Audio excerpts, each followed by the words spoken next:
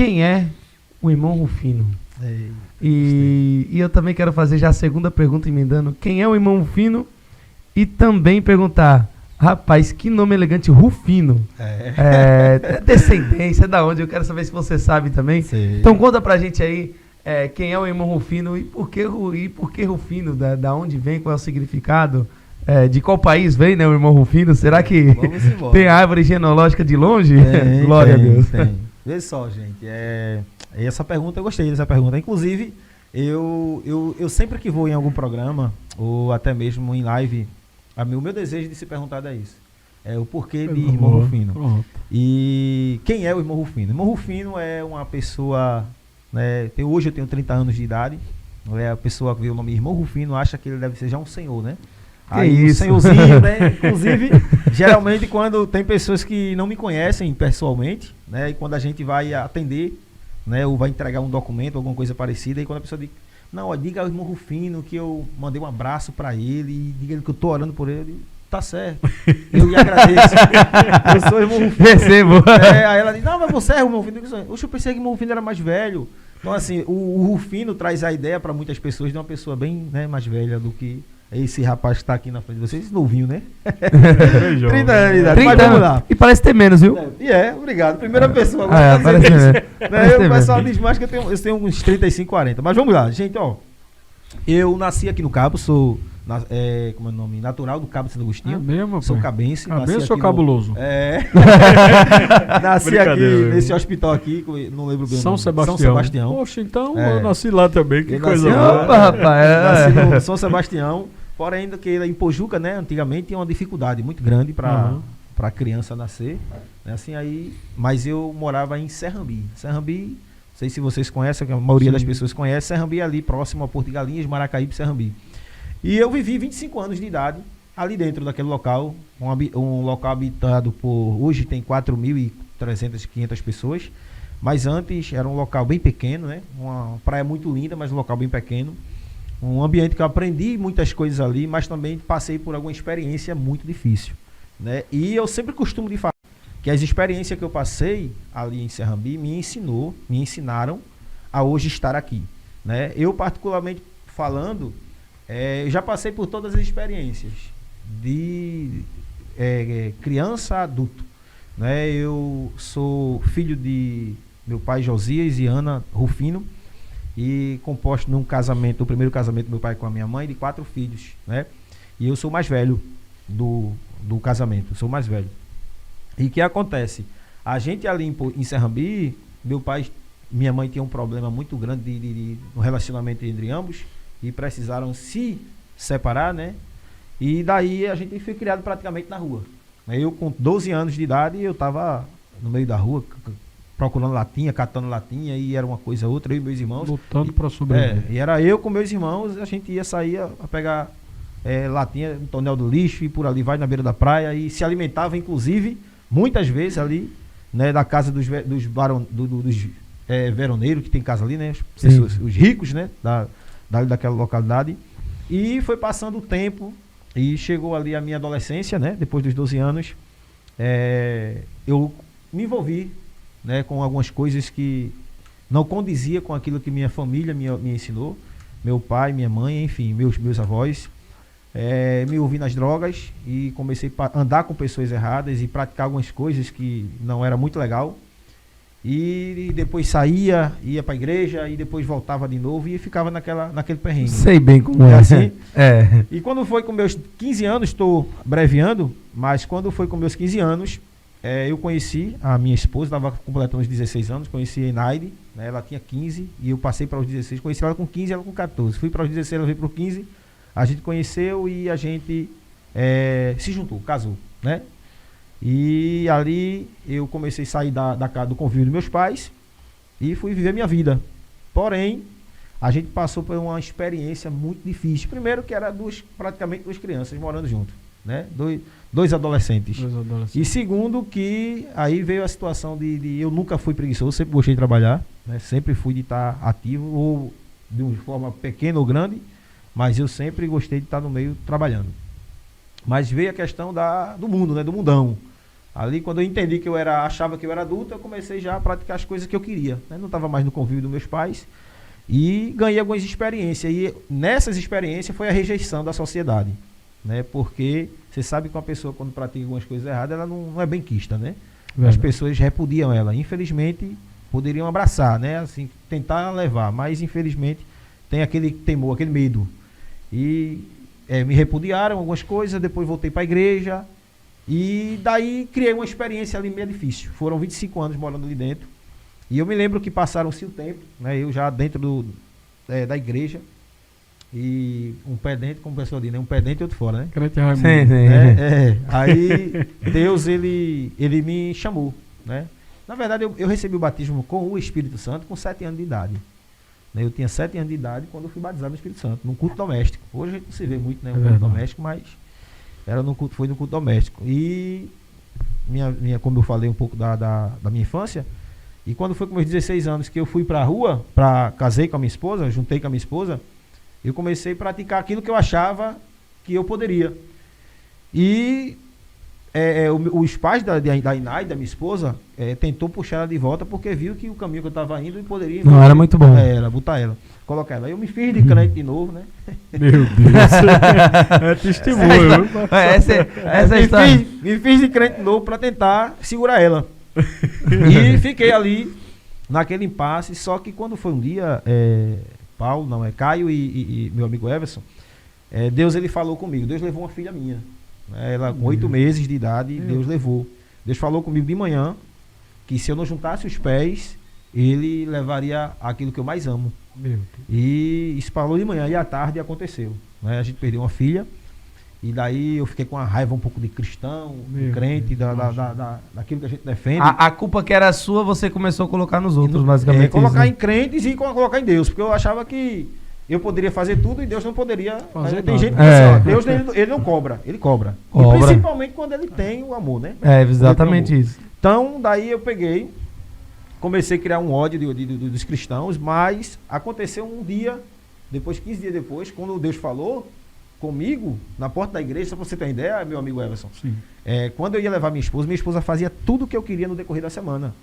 E quando era na segunda-feira, que era do ciclo de oração, aí ela fazia tudo já que eu queria, ela está aí ao vivo e ela pode me corrigir se estiver aqui alterando. Ela tem que fazer tudo para ir para a igreja na segunda. Que eu não deixava, eu fiquei com tanta tristeza assim. Não deixava. E quando foi um dia, Deus foi e usou a irmã para mim, a irmã Arlete. Ela dormiu no Senhor. A irmã Arlete, tanto ela quanto o esposo dela. E Deus usou ela. Eu cheguei para deixar no ciclo de oração, minha esposa, e quando eu deixei a minha esposa que desceu da moto, Deus usou a irmã Arlete dentro da igreja. Estava dentro aí, porta fechada, ciclo de oração é porta fechada, né? Só abre aquela porta ao lado ali que é para os irmãos entrar. E Deus usou e disse assim: homem, ou tu junta os pés, estou te dando a última oportunidade, ou tu junta os pés e eu vou descer alguém à sepultura, que foi a minha filha. E eu disse amém, glória a Deus. Eu estava drogado, né? Eu disse amém, glória a Deus, e minha esposa desceu e não demorou muito tempo não. Quando eu peguei, deixei minha esposa aqui de sair, meu sogro chegou chamando, correndo lá: vai para o hospital que tua esposa está com uma menina lá. E resumindo, papai do céu guardou. E criou esse problema, esse conflito, e 15 dias depois, Deus usa uma outra pessoa para mim, né? Eu estava chateado com muitos crentes cristãos ali em Serrambi, eu residi em Serrambi. E Deus usa o irmão para mim e disse que ou eu voltava para os pés do Senhor, ou eu fazia aquilo que ele queria, da forma que ele queria, ou ele ia abrir a sepultura e faria eu descer a sepultura. Porém, aí eu já não brinquei mais, porque da primeira vez eu brinquei e aconteceu, né? E eu não brinquei mais. Você não pagou para ver? Não. Aí eu já parei ali e resolvi fazer a vontade de Deus. Só que daí, irmãos, quando você volta para a igreja, tem uma coisa que eu vou falar aqui agora que eu acho que até é um pouco pesado. Mas tem uma coisa que os irmãos, principalmente a igreja de Cristo, ela é pura, né? Ela é pura, ela é santa, ela é imaculada.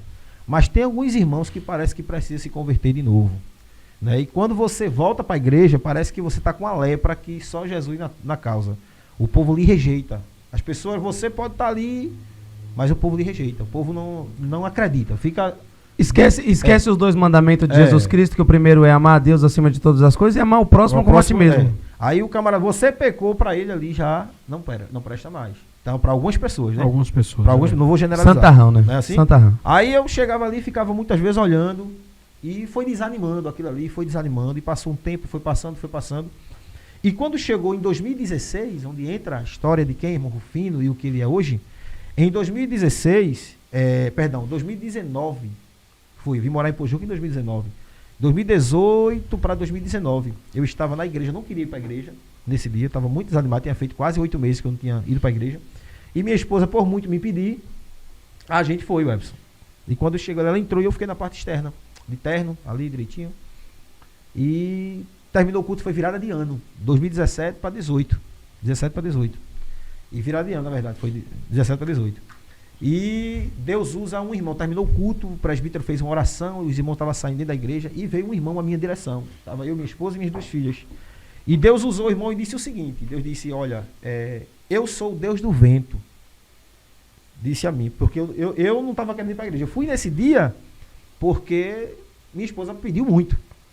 E Deus usou esse irmão e disse assim, eu sou o Deus do vento. E eu darei um vento. Ele disse, Deus usando esse irmão. E não foi zoada, nem foi batendo palma, nem foi correndo, nem foi fazendo aviãozinho, não foi nada não. Ele veio até mim, tranquilamente. Né? Eu sempre costumo dizer, Deus, quando ele quer falar, comentando ontem com o diácono Lucivaldo, que está aqui ao meu lado, daqui a pouco ele vem para aqui, para perto de mim. Sim, sim. Né? E eu comentando com ele que Deus ele tem sua forma de falar com o seu povo. Né? E a forma de Deus é a forma que você entende. Então, tem forma que Deus ele usa alguém gritando. Mas tem forma que Deus fala com você no silêncio. Então Deus ele tem sua forma, ele fala com você conforme aquilo que ele vai ver que você entende. Você vai entender. Então Deus usou esse irmão de fora, que Serrambi quando é final de ano, vai muita gente de fora para Serrambi. E Deus usou esse irmão de fora e ele veio até mim, né? E disse assim a mim, Deus manda lhe dizer que ele é o Deus do vento. E Deus dará um vento por esses dias e lhe levará para um outro lugar. Lhe dará um novo nome, lhe dará uma nova história e lhe dará uma nova vida. E lhe dará novos amigos. Só que é aquela coisa, sabe, o Everson e Caio, é aquela coisa, eu criei sem crer. Por que eu criei sem crer? Porque primeiro eu criei porque eu estava ali naquela ansiedade esperando Deus falar comigo. Né? É o mal do século hoje, é o cristão, eu comentando isso, o crente, a pessoa, ela está tão ansiosa que o que vier para ela, a palavra que vier, ela já agarra. É por isso que tem muitos crentes hoje frustrados. Né? É tanta profecia, é tanta falsa profecia, me permite, que não consegue discernir, né? Você tá entendendo? Não consegue discernir. Então o cara tá ali na igreja, tá ali ansioso, tá devendo muito, comentei isso com o diácono ontem, devendo muito, o outro está com a doença, ou a mãe está doente, o pai está doente, o desemprego, a falta de comida e etc, etc, etc. Fala igual a Janaína e etc, etc. Então assim, e tá ali naquele momento difícil, aí chega alguém emocionado e diz, ó, Deus está dizendo que vai te fazer isso, aí o cara já pega, eu creio. E às vezes não foi Deus. Às vezes aquela pessoa está ali, ela não está ali como um instrumento de Deus, ela está ali emocionada querendo arrancar choro de alguém. Para se promover, né? Me permita até a forma de dizer a verdade é o seguinte, tem muita gente querendo se promover ganhar isso, cachê em cima de púlpito, é verdade. É nome, querendo nome. Né? Exato. Então o que acontece? O crente está ali dentro buscando um milagre, buscando uma oportunidade, buscando uma bênção de Deus. E ele acaba pegando aquela palavra. Porém, entra março, janeiro, entra fevereiro, março, abril, maio, junho, e dezembro, e acaba o ano e vira o ano e nada de chegar nada. Né? Aí o camarada se frustra e aquilo que muitas vezes Deus está usando para ele acaba não acreditando mais que é Deus. Entendeu? Porque às vezes Deus está falando mesmo para você, para mim, para nós e não acaba não acreditando. Então, mas naquele dia que Deus usou esse irmão para mim, eu criei não foi porque eu não acreditava que era Deus que estava falando. Eu não criei porque eu não me via ausente de Serrambi. Serrambi é minha terra natal. Eu nasci e me criei ali dentro. Eu sei cada buraco que tem ali dentro. Eu conheço tudo ali, Serrambi. Só que eu não me via. Mas ao mesmo tempo eu criei.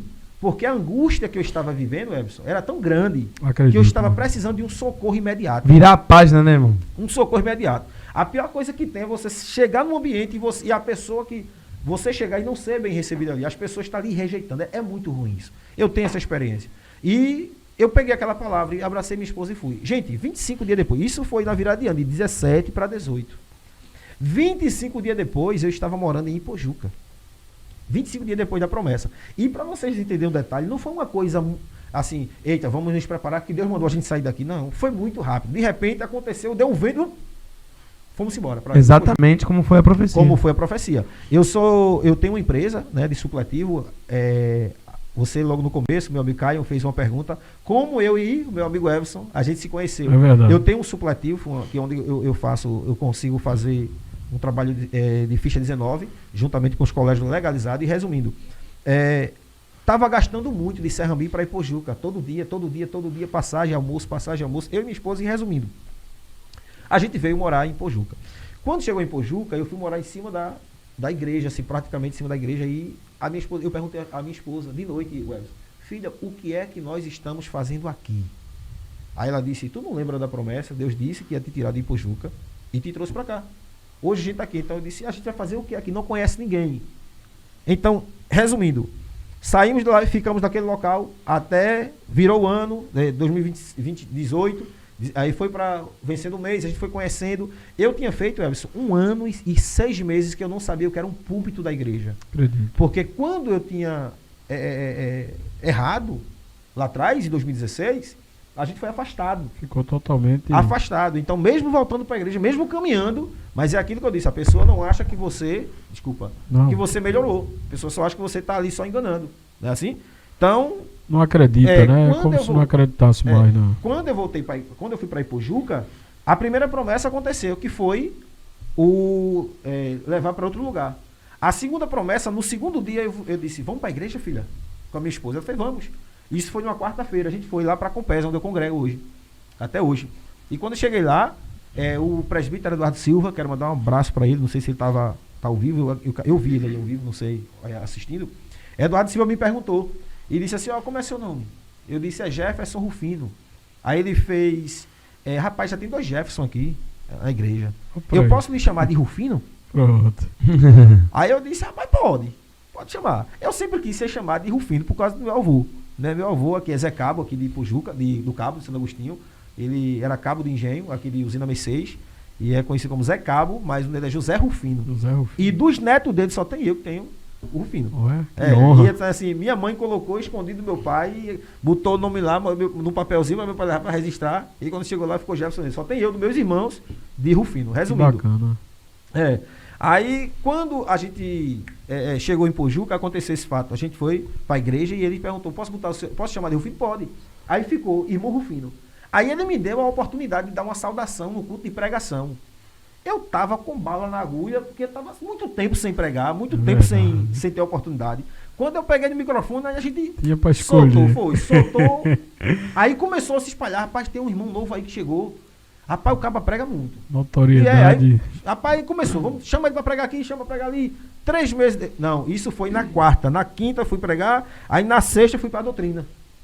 Pastor Moisés, na época. Quando eu cheguei na doutrina, eu, minha esposa e minhas filhas, aí quem estava no púlpito era o pastor Severino Guilhermino, junto com o pastor Moisés, que estava escalado pelo pastor presidente. Aí ele me viu de longe. Aí fez assim para mim. Aí, na hora de ele trazer a mensagem, ele foi e disse, irmão, está conosco aqui também. Eu vi que ele trouxe carta de mudança. Um filho que Deus me deu ali em Camela, em Pojuca. O irmão, em Serrambi, irmão Jefferson Rufino da Silva. Aí ele olhou para trás e disse, olha, pastor, homem de Deus, viu? Pregador da palavra, obreiro, auxiliar da igreja, uma pessoa de... Aí Deus ali registrou, entendeu? Porque ele fez 6 meses sem púlpito, 6 meses sem nada. E desde quando terminou o culto, o pastor chamou e disse assim, coloque ele na escala. Veja só. Então Deus começou aí a cumprir a promessa que ele tinha dito, né? Ele começou a cumprir. Aí quando foi com 3 meses depois, eu fui chamado para dirigir uma campanha evangelizadora lá em bairro São Miguel, lá no bairro São Miguel. Aí eu peguei a campanha com 10 pessoas, só ia 7. Quando foi com 11 meses depois, eu saí da campanha, estava com 49 pessoas. Então assim, Deus começou a soprar o vento e a gente foi crescendo. E daí, quando foi 11 meses eu morando, o presbítero Eduardo Silva me perguntou por que eu não sairia candidato a conselho tutelar. Eu disse, rapaz, o meu sonho é ser conselheiro tutelar. Mas eu vou, com o meu nome... Eu não vou não, porque aqui eu não conheço ninguém. Então assim, o senhor perguntando como foi, quem é irmão Rufino é essa pessoa. Ele tem 30 anos, tem uma história que para estar aqui, as pessoas às vezes olham assim, olha... Rapaz, esse camarada aí anda bonito. Bem bonito, cheiroso, né, rapaz? Mal sabe. Mas não sabe o que a gente sofreu e ainda sofre.